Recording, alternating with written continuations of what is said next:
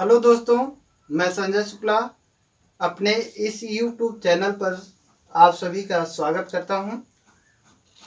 आज हम लोग पुनः नए टॉपिक के साथ उपस्थित हुए हैं, जिसमें हम लोग 1892 के अधिनियम पर चर्चा करेंगे और देखेंगे कि जो ये ब्रिटिश कालीन संवैधानिक सुधार है उसमें 1892 के अधिनियम की विशेषताएं क्या थी, इसे किन परिस्थितियों ने प्रेरित किया पारित करने के लिए और इसके मुख्य प्रावधान क्या क्या है। आप ध्यान देंगे कि इस टॉपिक से आईएएस, पीसीएस, नेट, जेआरएफ और सभी वनडे एग्जाम में अक्सर करके सवाल पूछे जाते हैं। और जब सवाल पूछे जाते हैं तो हम लोग पढ़ते समय इस टॉपिकों को नज़रअंदाज कर देते हैं या हल्के में पढ़ते हैं। लेकिन जब सिविल सेवा में अगर यहाँ से प्रश्न आप देखेंगे या नेट जेआरएफ में प्रश्न देखेंगे तो ऐसी चीज़ें पूछता है कि आप वहाँ पे मिस कर जाते हैं और कोई एक चीज़ नहीं पूछता है। उसमें जो प्रश्न बनते हैं वो उसके आंसर 2 से 3 लाइन में होते हैं, उसमें से एक गलत को ढूंढना होता है, क्योंकि 4 विकल्प में एक सही को नहीं ढूंढना होता। खास करके जब सिविल के एग्जाम देंगे तो उसमें जो प्रश्न होते हैं थोड़े टेढ़े होते हैं और उसमें लगभग में या तो सभी सही होते हैं या तो सभी गलत होते हैं। तो इसको थोड़ा सा आप बारीकी से ध्यान दीजिएगा। तो हम लोग आते हैं 1892 के अधिनियम पर। तो अधिनियम के पारित होने की परिस्थितियों को देखें कि यह अधिनियम पारित क्यों हुआ 1892 में। तो जो 1861 का जो अधिनियम है, यहाँ पे आप देख रहे हैं 1861 में एक अधिनियम आया था जिसमें पहली बार भारतीयों को प्रशासन में शामिल किया गया, या जो कानून बनाने वाली जो संस्था थी, विधायिका थी, उसमें उनको थोड़ी सी भागीदारी दी गई थी। लेकिन वो भागीदारी इतनी अपर्याप्त थी कि भारतीयों के मन को किसी भी तरह से संतोष नहीं पहुंचा पाया। और जब संतोष नहीं पहुंचा पाया तो लगातार मांग होने लगी कि जो प्रतिनिधियात्मक जो संस्थाएं हैं, यानी जो केंद्रीय विधानसभा है और जो प्रांतीय विधानसभा है, इसमें अधिक से अधिक भारतीयों को शामिल किया जाए, यानी कानून बनाते समय उनकी भी भागीदारी को सुनिश्चित किया जाए, ताकि जो जनता के जो वास्तविक जो जनता की समस्याएं हैं वह समस्याएं वहाँ काउंसिल में वह प्रस्तुत कर सके और सरकार उसके अकॉर्डिंग कानून बना सके, ताकि जो भारतीयों की जो समस्याएं हैं वो कम हो सके।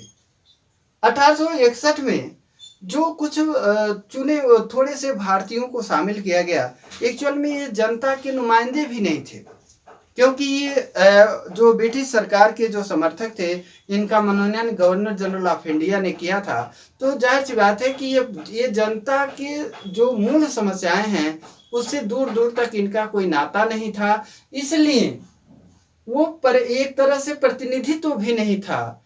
भले ही वो गैर सरकारी सदस्य थे, लेकिन एक तरह से सरकारी सदस्य के समान ही व्यवहार करते थे। तो ये एक बड़ी मांग थी कि लगातार भारतीयों की मांग थी कि हमको काउंसिलों में प्रवेश दिया जाए, और ताकि हम लोग जनता की समस्याओं से सरकार को अवगत करा सकें। दूसरी बात, इस समय जो 19वीं शताब्दी का जो उत्तरार्ध है, ये राष्ट्रवाद की मजबूती का काल है। इस काल में पर्याप्त मात्रा में शिक्षा का प्रसार हो चुका है, पढ़े लिखे वर्ग का उदय हो चुका है, और जो भारतीय हैं वो यूरोपीय जो विचारधारा है उससे वो परिचित हो चुके हैं, और उनमें कहीं न कहीं अपने हितों के प्रति चेतना का विकास हो चुका है। और उन्हें लगता है कि कहीं न कहीं सरकार को हमें प्रशासन में भागीदारी के लिए लाना चाहिए, यानी हम लोगों को खुद प्रशासन में हिस्सा लेना चाहिए, ताकि हम लोग अपने समस्याओं के निदान के लिए सरकार को प्रेरित कर सकें या अपने समस्याओं के निदान के लिए कानून को बना सकें। तो एक बड़ा वर्ग उभर कर सामने आया था सुधार, धार्मिक सामाजिक सुधार आंदोलनों से, फिर शिक्षा के प्रसार से, और ये इस तरह देखें तो एक बड़ा वर्ग है जो कहीं न कहीं भागीदारी की मांग कर रहा है कि काउंसिलों में हमें भी भागीदारी दी जाए। इस क्षेत्र में अब देखेंगे तो छोटे छोटे संगठन क्षेत्रीय स्तर पर उभर कर सामने आए और उन संगठनों ने कहीं न कहीं उत्तरार्ध में 19वीं शताब्दी के उत्तरार्ध में केंद्रीकरण की प्रवृत्ति की ओर बढ़े, यानी जो राष्ट्रवाद है वो केंद्रीकरण की प्रवृत्ति की ओर बढ़ा। और अगर देखेंगे तो इस समय तक राष्ट्रीय स्तर पे जो राजनीतिक प्लेटफॉर्म है उसके निर्माण की प्रक्रिया आरंभ हो चुकी थी, और जब आरंभ हो चुकी थी तो थोड़ा सा सरकार पर जो अपनी बातें थी जनता की, जो नेता थे वो अपनी आवाज को थोड़ा ज्यादा मुखर तरीके से सरकार तक पहुंचा रहे थे। और उसी में थोड़ा सा एक आग में घी डालने का काम 2-3 घटनाएं थी। एक सिविल सेवा आंदोलन, यानी सिविल सेवा में क्या था कि 1833 और 1858 का जो एक्ट था, इसमें 1833, 1853, 1858 में जो एक्ट पारित किए गए थे उसमें कहा गया था कि जो भी जो भारतीय प्रशासन है उसमें नियुक्ति के संदर्भ में ब्रिटिश, यूरोपियन यानी और भारतीय जो प्रजा है उसके साथ किसी भी तरह का भेदभाव नहीं किया जाएगा, यानी अब उनको भी प्रशासन में शामिल किया जाएगा। लेकिन यह एक सैद्धांतिक पक्ष था, व्यवहारिक पक्ष नहीं था। व्यवहार में कोई न कोई ऐसा वो अड़ंगा तैयार कर लेते थे, ऐसा अड़ंगा लगा देते थे कि भारतीय सदस्य उस सेवा के योग्य ना हो पाए, यानी उस सेवा से बाहर हो जाए। इसी में एक नाम आता है सुरेंद्र नाथ बनर्जी का भी। तो सुरेंद्र नाथ बनर्जी सिविल सेवा में चुने गए आईसीएस में, और उनमें चुनने के बाद वो भारतीय सदस्य थे और उनको बाहर करना था। तो उनकी अयोग्यता के लिए ये कहा गया कि ये घोड़े की सवारी नहीं कर पाते, इसलिए ये सिविल सेवा के अयोग्य हैं। तो ये कितनी विडंबना है कि कह तो रहे हैं कि भारतीयों को भी शामिल किया जाएगा, भारतीयों के साथ बराबरी का व्यवहार किया जाएगा, लेकिन वो जो व्यवहारिक पक्ष है वो अलग था। दूसरी बात, सिविल सेवा में शामिल होने वाले जो प्रतियोगी थे उनकी आयु को भी घटा दिया गया, और आयु को जब घटा दिया गया, न्यूनतम जो आयु थी शामिल होने की उसको जब घटाया गया, तो जो भारतीय परिस्थितियां थी उस परिस्थितियों के अनुसार उस आयु तक बच्चे जो भारतीय थे वो तैयार नहीं हो पाते थे कि उस सेवा में शामिल हो सके, तो उनको बाहर रखने के लिए एज भी घटा दिया गया। दूसरी ये की गई बड़ी बात कि लॉर्ड लिटन ने 2 काम किए, बड़े महत्वपूर्ण काम था उसका। एक वर्नाक्यूलर प्रेस एक्ट, यानी जो देसी भाषा के समाचार पत्र हैं या और भी मैंने भारतीय जो समाचार पत्र हैं इस पे उसने प्रतिबंध लगा दिया, और इससे भी कहीं न कहीं एक आक्रोश बढ़ा। दूसरी बात, वो भारतीयों के साथ भेदभाव, जब भारत में अकाल और महामारी और तमाम समस्याएं थी, विकराल रूप धारण की थी, वहां भी उसका व्यवहार बहुत संतोषजनक नहीं था, तो उसके नीतियों से भी भारतीय कहीं न कहीं आक्रोशित हुए। उसके बाद जो बड़ी बात है इल्बर्ट बिल विवाद, इसने भारतीयों की आंखों को खोल कर रख दिया, क्योंकि ये जो लॉर्ड रिपन के काल में इल्बर्ट बिल पेश किया गया था, इसका उद्देश्य ये था कि जो भारतीय जज हैं और उनको यूरोपीय जजों के समान अधिकार दिया जाए। समान अधिकार माने जो भारतीय जज हैं उनको यूरोपियनों के मामले को सुनने के लिए अधिकार दिया जाए। पहले भारतीय जजों को यूरोपियन जो प्रजा है जो भारत में रहती है उसके मुकदमे को सुनने का अधिकार नहीं था। तो रिपन ने ये बिल पेश करवाया, लेकिन इस बिल का इतना विरोध हुआ यूरोपियनों द्वारा, अंग्रेजों के द्वारा भारत और ब्रिटेन में, कि इस बिल को वापस लेना पड़ा। और इस बिल को वापस लेने के साथ ही रिपन को भी भारत से वापस बुला लिया गया, क्योंकि माना जाता है कि भारतीय रिपन एक उदारवादी वायसराय था और उसने कहीं न कहीं भारतीय समस्याओं को हल करने के लिए, भारतीयों को सुविधाएं देने के लिए प्रयास किया था। तो इससे ये हुआ कि अंग्रेज हमको बराबरी पर दर्जा नहीं देना चाहते, वो हमारे अनुकूल नीतियां नहीं भारत में बनाने, माने दिखाने के दांत उनके कुछ और हैं और खाने के दांत उनके कुछ और हैं। तो ये हमने देखा। लेकिन जब राष्ट्रवाद मजबूत हो रहा था तो हमने बताया कि छोटे छोटे संस्थाएं उभर कर सामने आई। तो इस क्षेत्र में देखिए कुछ बड़ी संस्थाएं भी अस्तित्व में आई, कि जैसे जो इंडिया लीग, शिशिर कुमार घोष ने इसकी स्थापना की थी। एक तरह से ये बड़ी संस्था थी, पहली भारत की बड़ी संस्था थी। उसके बाद सुरेंद्र नाथ बनर्जी, आनंद मोहन बोस ने इंडियन एसोसिएशन की स्थापना की, जो एक राष्ट्रीय स्तर की संस्था थी, और उसने इंडियन नेशनल कॉन्फ्रेंस का आयोजन किया, यानी देश भर के जो बुद्धिजीवी थे, जो राजनीतिक थे, उनको एक मंच पर इकट्ठा करने का प्रयास किया। इसी बीच एक और अंग्रेज उदारवादी सामने आए, येओ ह्यूम। उन्होंने भारतीय राष्ट्रीय कांग्रेस, यानी जो एक्चुअल में जो अखिल भारतीय संस्था है, उसकी नींव रखने का प्रयास किया, और 1885 में वह नींव थी, वह संस्था थी भारतीय राष्ट्रीय कांग्रेस। तो भारतीय राष्ट्रीय कांग्रेस की जब स्थापना हो गई, तो भारतीयों को एक बड़ा प्लेटफॉर्म मिल गया कि जो भारतीय समस्याएं हैं उसको उठाएं उस प्लेटफॉर्म से, और उनकी उस प्लेटफॉर्म की से जो आवाज उठाया जाए वो सरकार तक पहुंचे। तो हुआ भी यही। कांग्रेस ने जो अपने अधिवेशन किए, पहले अधिवेशन में उसने सबसे बड़ी मांग की कि जो विधान परिषद है उसका विस्तार किया जाए, और विस्तार किया जाए तो कहा जाता है कि 1892 का जो एक्ट पारित किया गया वो कांग्रेस को कहीं न कहीं संतुष्ट करने के लिए लाया गया था। लेकिन इसमें एक बड़ी बात आपको और बता दें, कभी कभी पूछा जाता है कि 1892 का जो एक्ट है, इससे पहले 1861 में एक्ट पारित हुआ था, यानी सुधार अधिनियम आए थे। उस अधिनियम के भी 30 वर्षों का अंतराल है। तो ये अंतराल भी कहीं न कहीं भारतीयों को भारतीयों में असंतोष पैदा करने का बड़ा कारण था, क्योंकि लोगों को लगने लगा था कि सरकार कहीं न कहीं सुधार नहीं चाहती।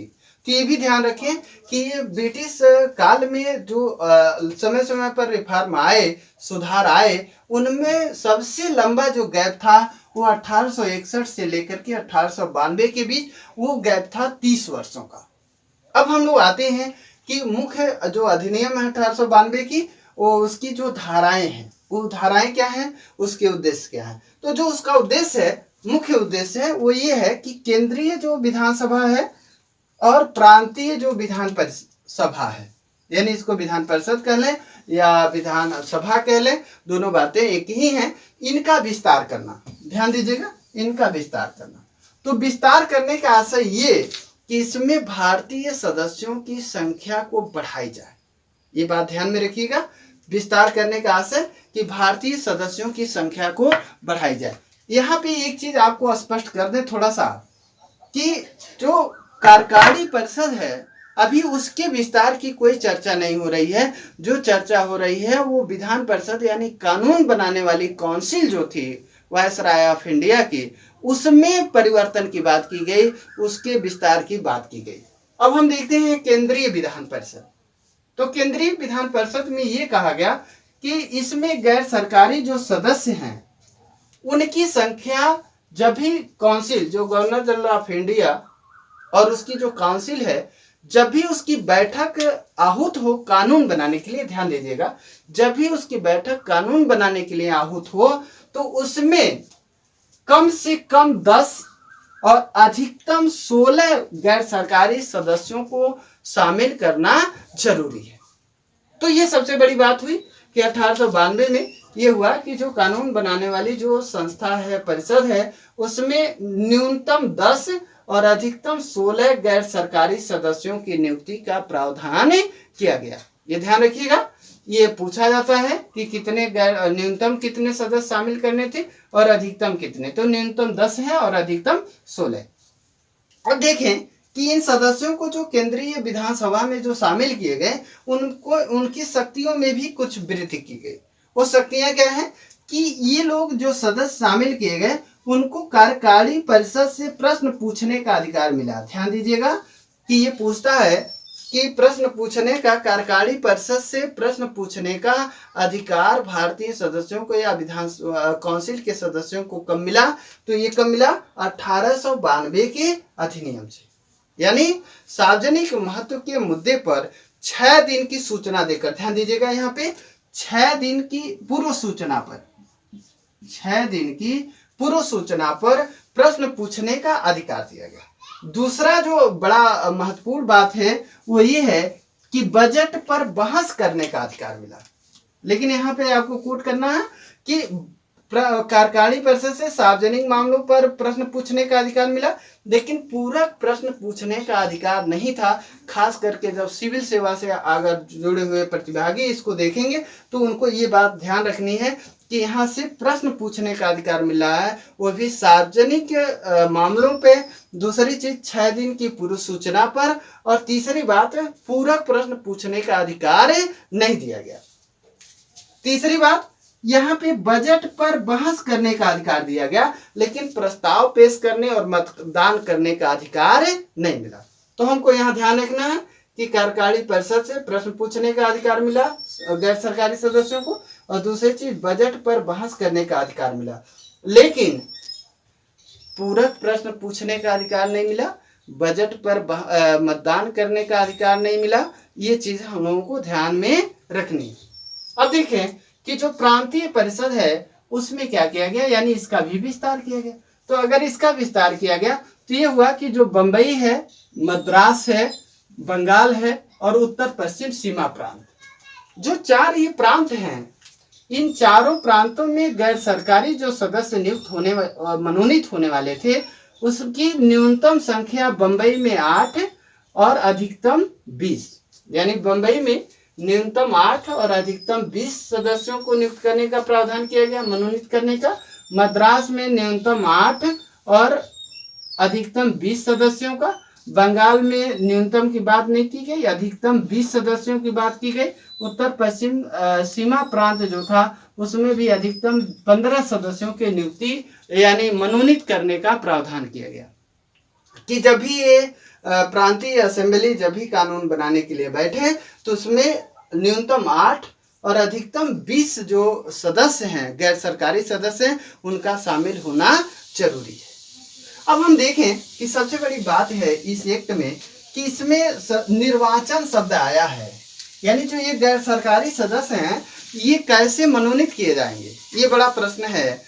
कि जो 1892 का अधिनियम है उसमें जो गैर सरकारी सदस्यों को विधायिका में शामिल करने की बात की गई, उनका मनोनयन कैसे होगा। तो उनके मनोनयन के लिए यहाँ पे निर्वाचन शब्द आया है, पहली बार आया, लेकिन एक्चुअल में निर्वाचन नहीं है, ये किसी न किसी संस्था के द्वारा मनोनीत सदस्य हैं, इसलिए इसको हम निर्वाचन नहीं कह सकते, लेकिन निर्वाचन एक तरह से इसको माना जा सकता है। लेकिन एक्चुअल में ये मनोनयन है सदस्यों का। तो मनोनयन किनका होना है, केंद्रीय विधान परिषद के गैर सरकारी सदस्यों को और प्रांतीय विधान परिषद के गैर सरकारी सदस्यों का मनोनयन होना है। तो अब हम लोग देखते हैं कि ये सदस्य जो केंद्रीय विधानसभा के जो सदस्य हैं इनका मनोनयन कैसे होता है। तो हमने यहाँ पे बताया कि न्यूनतम 10 और अधिकतम 16। तो अगर 10 सदस्य हैं केंद्रीय विधानसभा में जो निर्वाचित सदस्य यानी जिनको मनोनयन किया गया, निर्वाचन का मतलब यहाँ मनोनयन से लें, उसमें 10 सदस्यों में से 5 सदस्य गवर्नर जनरल ऑफ इंडिया द्वारा, ध्यान दीजिएगा, 5 सदस्यों का जो मनोनयन था केंद्रीय विधानसभा में, जो गैर सरकारी सदस्य थे, उनका मनोनयन गवर्नर जनरल ऑफ इंडिया द्वारा होता था। यानी 5 सदस्यों को मनोनीत करने का जो अधिकार था वो गवर्नर जनरल ऑफ इंडिया को था। दूसरी बात है, जो 5 सदस्य और केंद्रीय विधानसभा के थे उनका जो निर्वाचन था या मनोनयन था वो 4 प्रांत, कौन, बंबई, मद्रास, बंगाल और उत्तर पश्चिम सीमा प्रांत, इन 4 प्रांतों के जो गैर सरकारी सदस्य थे और कलकत्ता जो वाणिज्य मंडल है उसके द्वारा 5 सदस्यों का मनोनयन होना था। यानी जो 5 सदस्य हैं गवर्नर जनरल ऑफ इंडिया द्वारा मनोनीत होंगे और 5 सदस्यों का मनोनयन 4 प्रांतों के गैर सरकारी सदस्य और कलकत्ता वाणिज्य मंडल के द्वारा 1 सदस्य नियुक्त मनोनीत होने वाला था। अब हम लोग देखते हैं कि प्रांतीय जो गैर सरकारी सदस्य थे उनका मनोनयन कौन करता था। निर्वाचन तो हम कह रहे हैं लेकिन निर्वाचन नहीं, ये मनोनयन है। तो जो प्रांतीय गैर सरकारी सदस्य थे उनका मनोनयन नगर पालिका, जिला बोर्ड, विश्वविद्यालय और वाणिज्य मंडल के द्वारा किया जाना था। अब हम लोग थोड़ा सा और देखते हैं कि कुछ शक्तियां गवर्नर जनरल ऑफ इंडिया को दी गई, वो शक्तियां क्या हैं। कि जैसे गवर्नर जनरल ऑफ इंडिया को यह अधिकार दिया गया कि वह अपनी काउंसिल यानी अपनी परिषद की सहायता से जो परिषद अपनी परिषद की सहायता से सदस्यों की नियुक्ति से के संदर्भ में कानून बना सकता है। ध्यान दीजिएगा, गवर्नर जनरल ऑफ इंडिया को यह अधिकार दिया गया कि अपने काउंसिल के सहायता से परिषद के सदस्यों की नियुक्ति के लिए अधिकार कानून बना सकता है, लेकिन जो कानून बनाएगा उसकी अनुमति भारत सचिव से लेनी होगी। यानी गवर्नर जनरल ऑफ इंडिया सदस्यों को मनोनीत करने के संदर्भ में अपनी काउंसिल की सहायता से कानून बना सकता था, लेकिन उसकी अनुमति किससे लेनी होती थी? भारत सचिव से। दूसरी बात, पद रिक्तता। अगर मान लीजिए ये काउंसिल है, तो अगर मान लीजिए कोई सदस्य मनोनीत कर लिया गया तो उसका स्थान खाली कैसे होगा? तो दो तरीके हैं। एक तो अगर वो लगातार, सबसे बड़ी बात है जो आज भी प्रचलित है कि अगर कोई सदस्य 62 माह तक बिना सूचना के अगर वो काउंसिल की बैठकों में अनुपस्थित रहता था तो उसका पद रिक्त माना जाता था। जैसे आज भी है कि अगर लोकसभा, राज्यसभा या किसी भी सदन से अगर लगातार वो बिना किसी सूचना के 60 बैठकों तक अगर अनुपस्थित रहता है तो उसका पद रिक्त माना जाता। दूसरी चीज, वो त्यागपत्र दे दे या उसकी मृत्यु हो जाए। तो अगर त्यागपत्र दे दे, उसकी मृत्यु हो जाए या 2 महीने तक अनुपस्थित रहे तो उस सदस्य का स्थान खाली माना जाएगा। और जब उस सदस्य का स्थान खाली माना जाएगा तो फिर गवर्नर जनरल ऑफ इंडिया और गवर्नर, जो प्रोविंशियल गवर्नर हैं और लेफ्टिनेंट गवर्नर, इनको आदेश दिया गया कि जो भी खाली स्थान होते हैं परिषदों के, उनमें सदस्यों की नियुक्ति वो करे। ये आदेश दिया गया governor general of India, governor और लेफ्टिनेंट गवर्नर को कि परिषदों के खाली स्थान को वो भरे। तो इस तरह हमने देखा कि 1892 का जो अधिनियम है, ये इसके मुख्य प्रावधान क्या है, इसकी मुख्य विशेषताएं क्या हैं। अगले वीडियो में हम लोग 1909 के अधिनियम पर चर्चा करेंगे, जो देखेंगे कि लगातार विस्तार होता जाएगा। यानी उसमें अभी 1919 में भी ये केंद्रीय और प्रांतीय विधानसभा का ही विस्तार होगा। थैंक यू, धन्यवाद।